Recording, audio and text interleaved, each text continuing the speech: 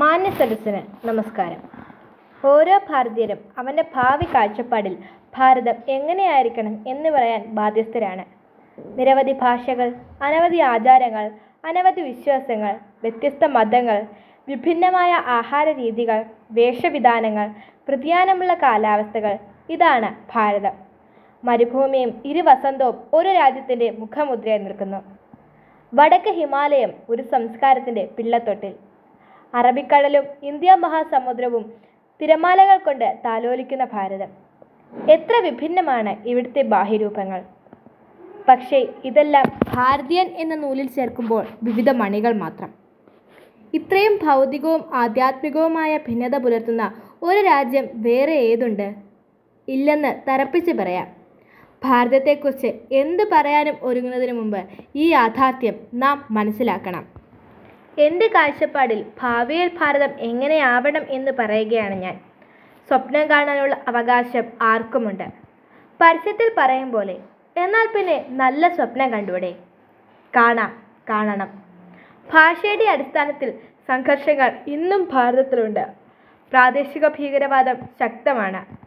തീവ്രവാദികൾ നടത്തുന്ന കൊലപാതകങ്ങൾ, മതങ്ങൾ തമ്മിലുള്ള ഭൗതികമായ ഏറ്റുമുട്ടൽ, അതിനൊക്കെ പുറമെ അന്താരാഷ്ട്ര ഭീകരാക്രമണം, സോഷ്യലിസവും മതേതരത്വവും ചോദ്യം ചെയ്യപ്പെടുന്നു. ആണവ കരാർ, നദീജല കരാർ അടക്കമുള്ള പ്രശ്നങ്ങൾ. സ്വാതന്ത്ര്യം നേടി ദശകങ്ങൾ കഴിഞ്ഞിട്ടും ഭാരതം മുൾമുനയിലാണ്. ഇവിടെ നിന്നാണ് ഞാൻ ഭാവിയിൽ എൻ്റെ ചിന്തയിൽ ഉണ്ടാകേണ്ടുന്ന ഭാരതം കെട്ടി ഉയർത്തേണ്ടത്. ഭാരതം ഒരു സ്വതന്ത്ര ജനാധിപത്യ രാജ്യമാണ്. ഭാരതത്തിലുള്ള എല്ലാവരും ഈ വാക്കിൽ ബോധവാന്മാരാകേണ്ടതാണ്. ജനാധിപത്യം എന്ന വാക്കിൻ്റെ പൊരുൾ നഷ്ടമായ കാലഘട്ടത്തിലാണ് നാം നിൽക്കുന്നത്.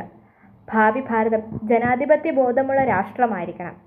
അധികാരത്തിനും അവകാശത്തിനും വേണ്ടി ചൂഷണം, കൈക്കൂലി എന്നിവ ഒഴിവാക്കി ജനങ്ങളെ ആഡംബരരഹിതമായി സേവിക്കുന്ന രാഷ്ട്രീയക്കാരും ഉദ്യോഗസ്ഥരും അടങ്ങിയ രാജ്യമാണ് ഭാവിയിൽ ഉണ്ടാകേണ്ടത്.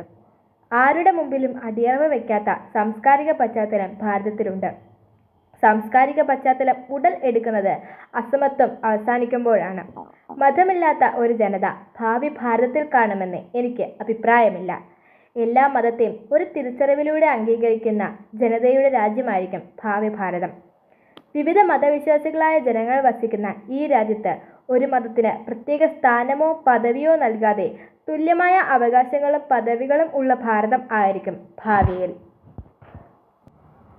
മതേതരത്വത്തെക്കുറിച്ച് ഭാവി ഭാരതത്തിൽ വ്യക്തമായ കാഴ്ചപ്പാട് രൂപീകരിക്കും. സോഷ്യലിസം ഭാവി ഭാരതത്തിന് മുഖമുദ്രയായിരിക്കും.